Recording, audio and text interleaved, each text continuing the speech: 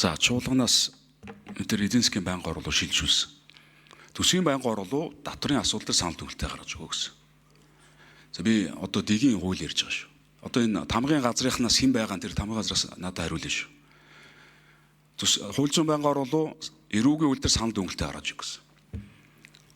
За тэнгууд төсвийн байнгын орноос санал төгөлтэй ирүүлсэн байна татвартай холбоотойгоор. За тэнгууд хууль зүйн байнгын орноос зарчмын зөрүүтэй саналууд гаргаад оруулаад ирж байгаа байхгүй.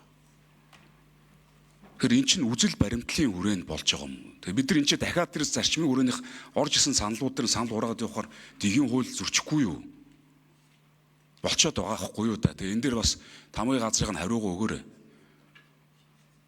Нэг байнгын ороогоор санал ураалт хийх хэрэгтэй шүү дээ. Тэр энэ дээр би нөгөө хэлээд байгаа юм 1-7 хоног хоршлуулч энэ 7 хоног цайнаа тэр хуулийн өргөн барьчиг тэгээ нийлүүлээд хилцээд явбал энэ юм чинь нэг жоохон юу руу очих гээд байгаа хгүй. Сайн угаасаа тэр хууль дээр хилцүүлгэн шийдсэн, нийтийн сонсголон шийдсэн. Ингэж явахгүй бол бид нар нэг юмаа их гэж нөгөө бусад бүх хуулиудаа зөрчил яваад иж болохгүй байхгүй да. Энийг л хэлээд байгаа шүү дээ.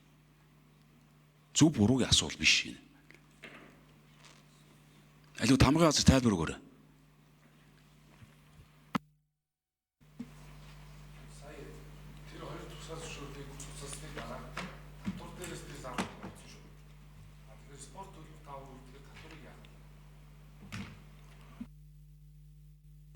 За тамгын газар тайлбар хий.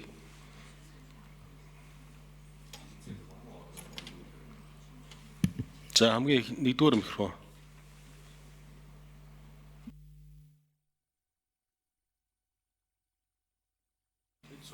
Тэнцээх үү? За гай гишүүний асуултанд тайлбар өгье. Чуулганы уралдааны дэгийн тухай хуулийн 39-ийн 3-т нэг хуулийн төслийг хэд хэдэн байнгын хороо хилцэж санал төгөл гаргахаар хууль тогтоомж заасан бол тэдгээр нь хуралдаанаа тус цаа зохион байгуулж санал төгөлтэй зарчмын зөрүүтэй саналын томьёолын хамт холбогдох байнгын хороонд хүргүүлнэ гэсний дагуу эдийн засгийн байнгын хороо нэгт хэд хэдэн байнгын хороо буюу хууль зүйн төсөв ийм байнгын хорооны санал төгөлтийг нэгтгэж хилцэж байгаа. Хурлын тухай хуулиас заасан их хурлын даргын дэрдэх зөвлөл тухайн 7 хоног дох хуваарийг батална. Энэ баталсан хуваараар зөвшөөрлийн тухай хуульд нэмэлт өөрчлөлт оруулах тухай хуулийн төсөл болон хамт өргөн мэдүүлсэн хуулийн төслүүдийг хууль зүйн байнгын хороонд бүхэлдэн хуваарласан.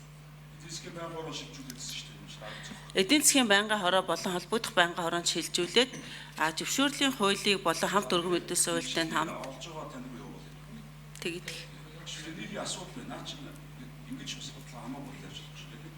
даргын дэрэгдэх зөвлөлийн хурлаар бүхэлд нь хууль зүйн байнгын хороонд шилжүүлсэн хилцүүлэлтийг хуваар гаргасан байна.